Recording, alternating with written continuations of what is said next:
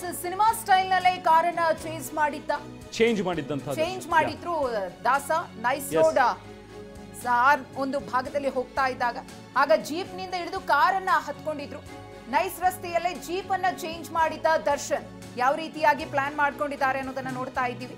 Jeep ನಿಂದ Innova ಕಾರ್ಗೆ ನಟ Darshan shift ಆಗಿದ್ರು. ಆಗ ಇನ್ಸ್ಪೆಕ್ಟರ್ ನಾಗೇಶ್ಗೆ ಕನ್ಫರ್ಮ್ ಆಗಿತ್ತು.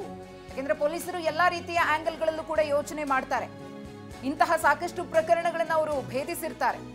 ಒಬ್ಬ ವ್ಯಕ್ತಿ ಯಾವ ರೀತಿಯಾಗಿ ಪ್ರಕರಣಗಳಲ್ಲಿ ಸಿಲುಕೊಂಡು ಜಾಮೀನು ಸಿಕ್ಕಾಗ, ಜಾಮೀನು ಸಿಗದೇ ಇದ್ದಾಗ, ರದ್ದಾದಾಗ ಯಾವ ರೀತಿ ಪ್ಲಾನ್ ಮಾಡಬಹುದು ಅನ್ನೋದು ಇನ್ಸ್ಪೆಕ್ಟರ್ಗೆ ಗೊತ್ತಿರುತ್ತೆ. ಹಾಗಾಗಿ ಅವರು ಕೂಡ ಅದನ್ನ ಫೈಂಡ್ ಔಟ್ ಮಾಡಿದ್ದಾರೆ. ಯಾವ ರೀತಿಯಾಗಿ ಅವರು ಜೀಪ್ ನಿಂದ ಕಾರ್ಗೆ ಶಿಫ್ಟ್ ಆಗಿದ್ದಾರೆ ಅನ್ನೋದು ಗೊತ್ತಾಗಿದೆ.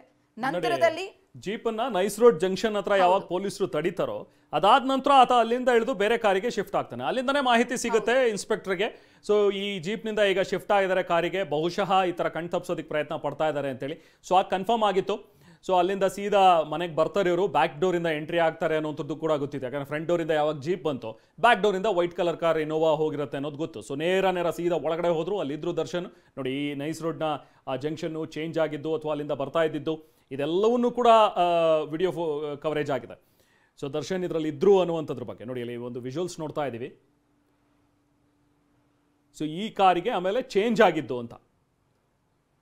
ಸೊ ಏನು ಜೀಪ್, ರೆಡ್ ಕಲರ್ ಜೀಪ್ ರಾಂಗ್ಲರ್ ಹೋಗ್ತಾ ಇತ್ತು, ಅದರಿಂದ ಇಳಿದು ನೆಕ್ಸ್ಟು ಈ ಕಾರಿಗೆ ಶಿಫ್ಟ್ ಆಗ್ತಾರೆ ದರ್ಶನ್. ಸೊ ಅದಾದಮೇಲೆ ಮನೆಗೆ ಬಂದಂಥ ಈ ಕಾರ್ ಈಗ ಅರೆಸ್ಟ್ ಮಾಡಿದ್ದಾರೆ.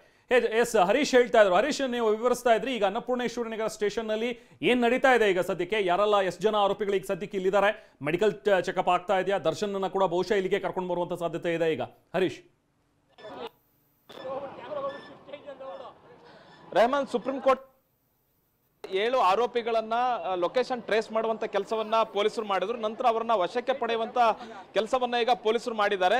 ಬಹು ಮುಖ್ಯವಾಗಿ ಅನ್ನಪೂರ್ಣೇಶ್ವರಿ ನಗರ ಪೊಲೀಸ್ ಠಾಣೆಗೆ ಈಗ ಸದ್ಯಕ್ಕೆ 4 ಆರೋಪಿಗಳನ್ನ ಕರೆತರಲಾಗಿದೆ. ಅದರಲ್ಲಿ ಬಹು ಮುಖ್ಯವಾಗಿ ಪವಿತ್ರ ಗೌಡ, ಪ್ರದ್ಯೂಷ್, ನಾಗರಾಜ್ ಸೇರಿದಂತೆ ಲಕ್ಷ್ಮಣ್, ಈ 4 ಆರೋಪಿಗಳನ್ನ ಈಗ ಪೊಲೀಸ್ ಠಾಣೆಗೆ ಕರೆದುಕೊಂಡು ಬರಲಾಗಿದೆ. ವೈದ್ಯಕೀಯ ತಪಾಸಣೆ ಮಾಡಲಿಕ್ಕೆ ವೈದ್ಯರ ತಂಡ ಕೂಡ ಈಗ ಪೊಲೀಸ್ ಠಾಣೆಗೆ ಬಂದಿರುವಂತದ್ದು. ಈಗ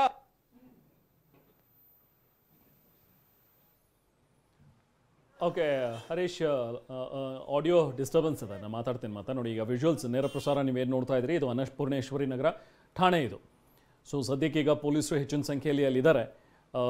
ವೈದ್ಯರನ್ನು ಕೂಡ ಈಗಾಗಲೇ ಸ್ಥಳಕ್ಕೆ ಕರೆಸ್ಕೊಂಡಿದ್ದಾರೆ.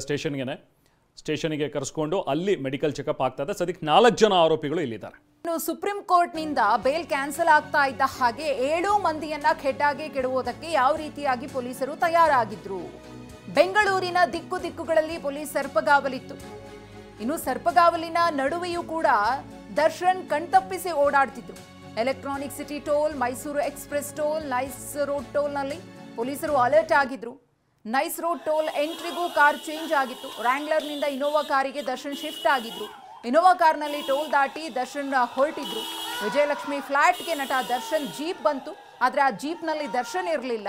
ಆದರೆ ಹಿಂಬದಿ ಗೇಟ್ನಿಂದ ಬಂದಂತಹ ಕಾರ್ನಲ್ಲಿ, ಇನೋವಾ ಕಾರ್ನಲ್ಲಿ ದರ್ಶನ್ ಇದ್ರು. ಅಂದರೆ ಅವರು ಯಾವ ರೀತಿಯಾಗಿ ಜೀಪ್ನಿಂದ ಕಾರಿಗೆ ಶಿಫ್ಟ್ ಆದ್ರು ಅನ್ನೋದು, ಹಿಂಬದಿ ಗೇಟ್ನಿಂದ ಬಂದು ಎಂಟ್ರಿ ಆಗಿ ದರ್ಶನ್ ರವರು ವಿಜಯಲಕ್ಷ್ಮಿ ಅವರ ಫ್ಲಾಟ್ಗೆ ಹೋಗ್ತಾರೆ.